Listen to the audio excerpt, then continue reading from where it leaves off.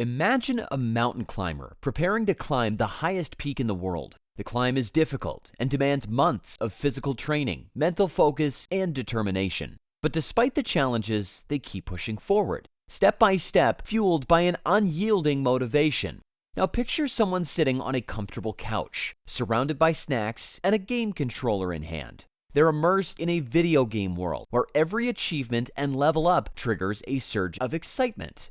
In this virtual realm, time seems to fly by, and they're completely absorbed in the experience. These two scenarios highlight a stark contrast in motivation and engagement. While climbing a mountain requires immense effort and perseverance, playing video games seems effortless and highly engaging. This begs the question, why are some people more motivated to tackle difficult things? And is there a way to make doing difficult things easy?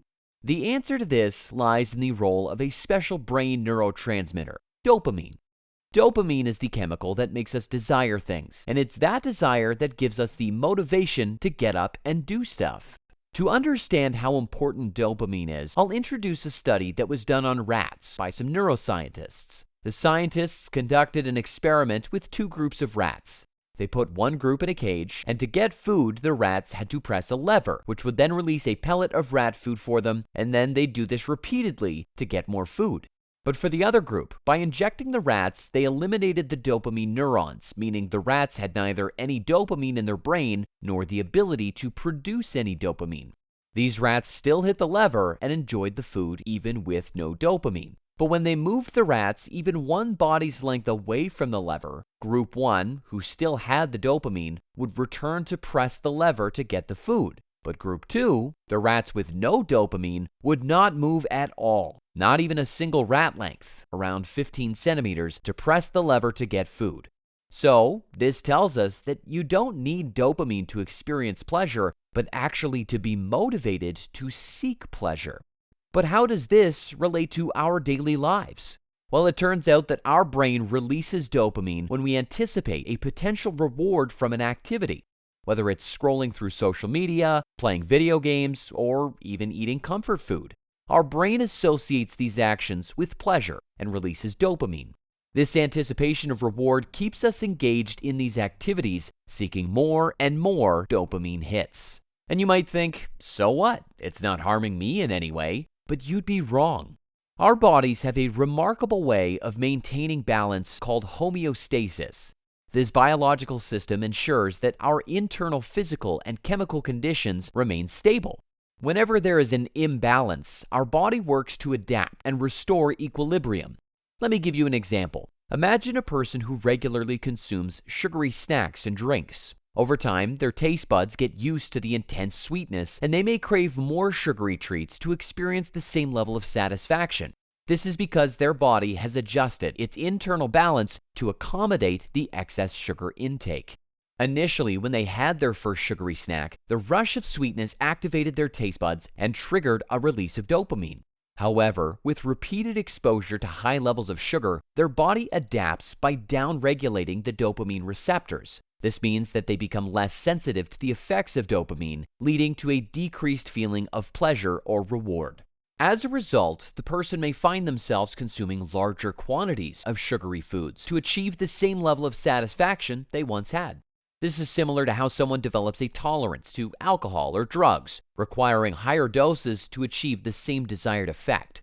As our dopamine tolerance increases, activities that don't provide as much dopamine lose their appeal.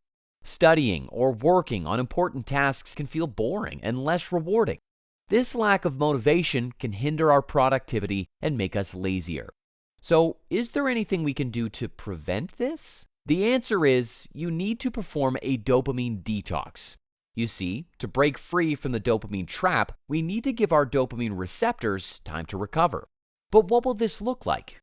In order to perform a dopamine detox, you need to set aside a day where you'll avoid flooding your brain with all the highly stimulating activities you are used to. This will give your dopamine receptors time to recover. This means you won't be using social media or playing any video games. You will not eat junk food, and you're not allowed to watch TV or listen to any music. By removing external sources of instant pleasure, you can reset your dopamine receptors and rewire your brain to find fulfillment in low dopamine activities. During your detox, you are allowed to do the following: meditate, go for a walk, reflect on your goals, and write down ideas in a diary.